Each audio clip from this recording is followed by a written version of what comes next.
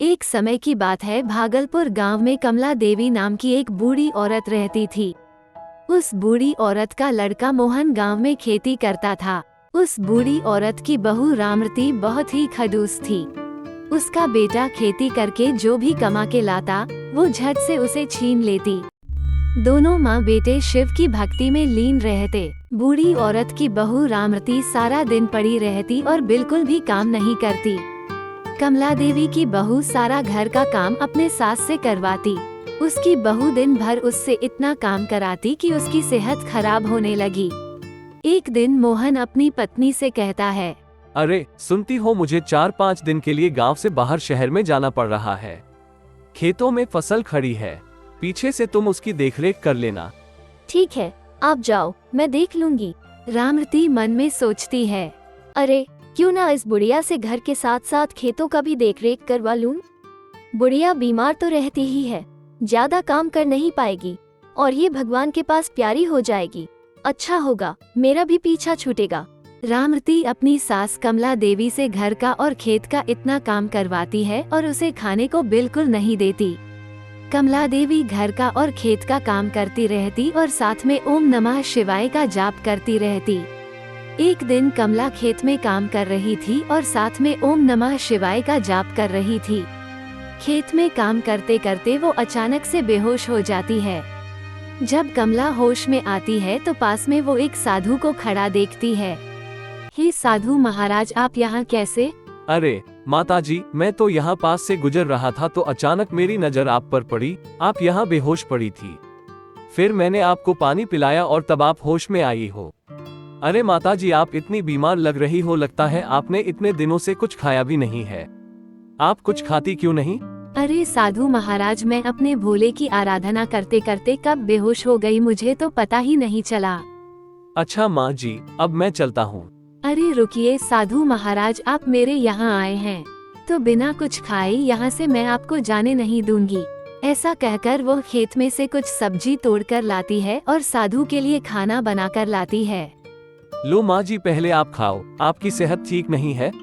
जैसे ही कमला एक निवाला मुंह में डालती है, उसकी सेहत अचानक से ठीक हो जाती है और वो समझ जाती है कि ये जो साधु महाराज हैं वो आम कोई साधु महाराज नहीं है।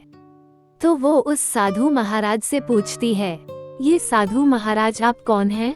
मुझे अपना असली परिचय दीजिए। साधु महाराज अपने असली रूप में आ जाते हैं और वो शिव जी का रूप प्रकट कर लेते हैं।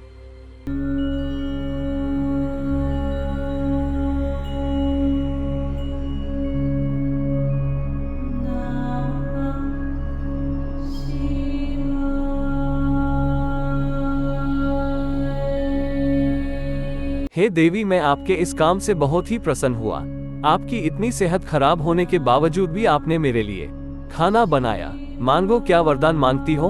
हे प्रभु, आपके ऐसे दर्शन करके तो मैं धन्य हो गई।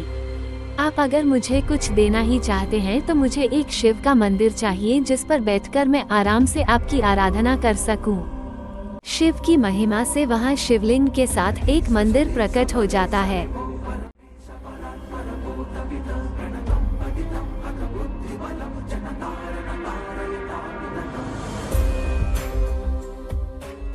हे देवी, मैं आपकी इस आराधना से बहुत ही प्रसन्न हुआ हूँ। लीजिए ये जल का लोटा, ये जल पीकर आप एक बार कुछ भी मांगेगी वो आपकी मनोकामना पूर्ण हो जाएगी।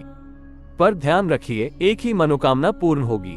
ये कहकर शिव जी अंतर ध्यान हो जाते हैं और शिव मंदिर की खबर पूरे गांव में फैल जाती है। इधर कमला देवी की बहू रामरती अपने लिए कुछ बना रही होती है कि अचानक चूल्हे की चिंगारी उसके मुंह पर पड़ती है और उसका मुंह जल जाता है।